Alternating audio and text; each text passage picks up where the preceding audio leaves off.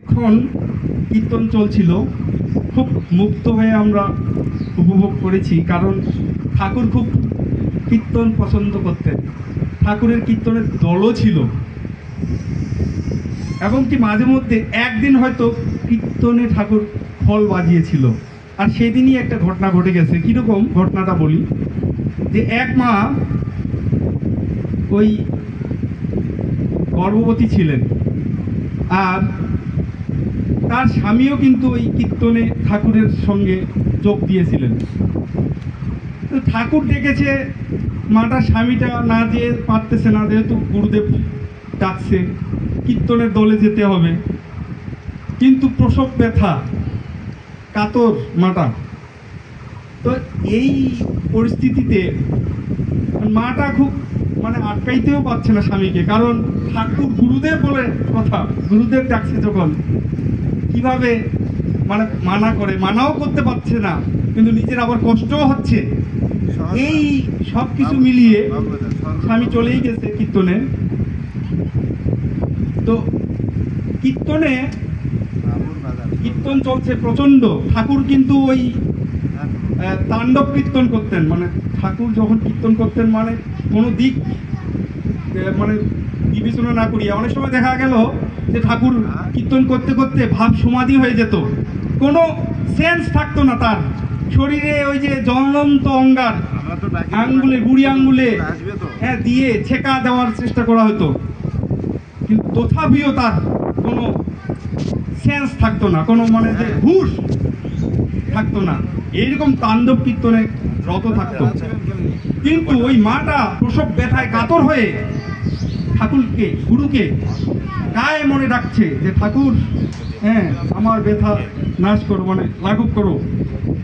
এইরকম পরিস্থিতিতে ঠাকুর ওই মায়ের পাশে এসে বসে থাকলেন, পাশে, যে মা, আমি এদিক দিয়ে যাচ্ছিলাম, তোমার এই যে মনে করলাম যে একটু তোমার বাড়ি হয়ে যাই, তো বাড়িতে এসে দেখতেছি তুমি কষ্টে আছো। এইদিকে এই যে ঠাকুর এভাবে বলে মা বলতেছে, মাটাকে বলতেছে ঠাকুর, যে আমি একটু থাকি তোমার বাড়িতে। ওই পাশের ঘরে কিন্তু ঠাকুর বললো যে আমি একটু বিশ্রাম নেই, তাতে আমি এদিক দিয়ে যাচ্ছি, তো মনে পড়লো তোমাদের কথা, তা একটু তোমার বাড়িতে একটু আশ্রয় নেই। ঠাকুর আসে ওই মায়ের পাশের ঘরে। আবার ওইদিকে আবার ঠাকুর কীর্তন করতেছে, খোল বাজি, ওই তার স্বামীর সঙ্গে, স্বামীকে যাচ্ছে, স্বামীর সঙ্গে কীর্তন করতেছে, ওই মাটার স্বামীর সঙ্গে।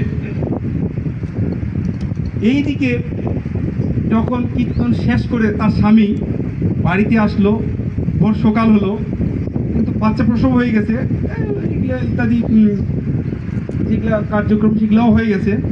ঠাকুর কিন্তু সকালবেলা চলিয়ে গেছে বাড়ি। এবার মাটা স্বামীটাকে বলছে, কীর্তন করে আসলে কার সঙ্গে কীর্তন করলে তুমি?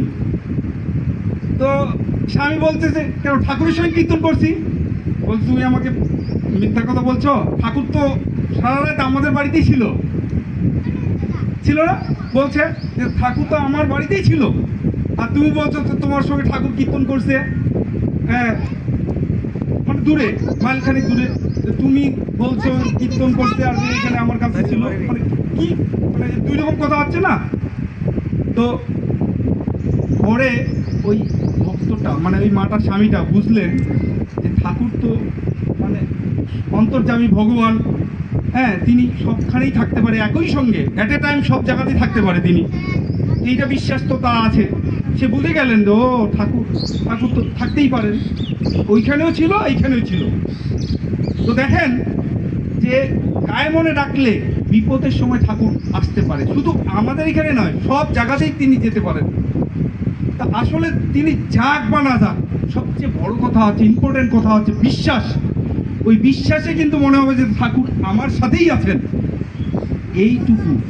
এইটুকু এই গল্প থেকে আমরা শিক্ষা পেতে পারি যে আমাদের বিশ্বাসেই কিন্তু শক্তি বলে কি আমাদের। এই দেখেন, আপনারা জানেন যে ত্রেতা যুগে যখন রামচন্দ্রের স্ত্রী সীতা মাতা চুরি হয়ে গেল, তো এই যে 7 সমুদ্র 13 নদী পার হয়ে যে যাবে হনুমান, তো সেই হনুমানের শক্তির কথা তো হনুমান ভুলে গেছে, কারণ সেই ছোট্টবেলায় দুষ্টামি করতে যেয়ে ঋষিদের আশ্রমের যে পূজার সামগ্রী সব ওই জলে যেয়ে ফেলে দিত।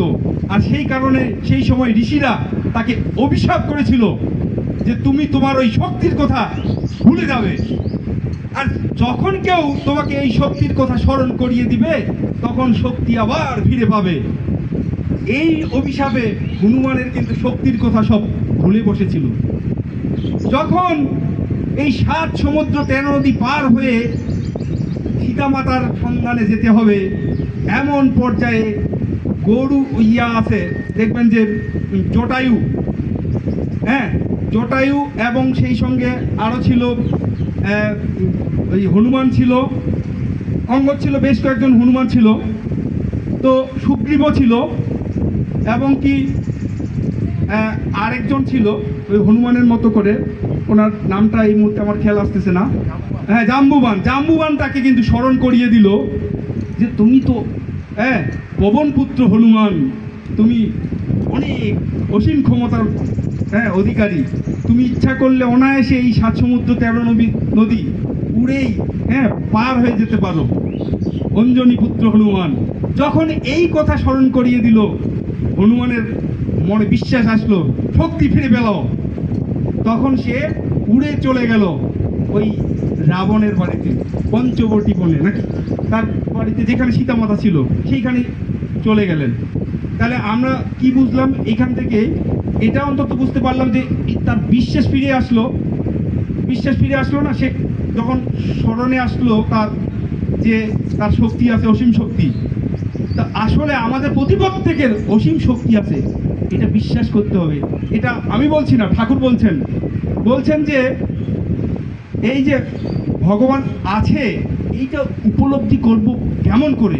ব্রহ্ম বা আত্মা যে ভগবান রূপে আছে,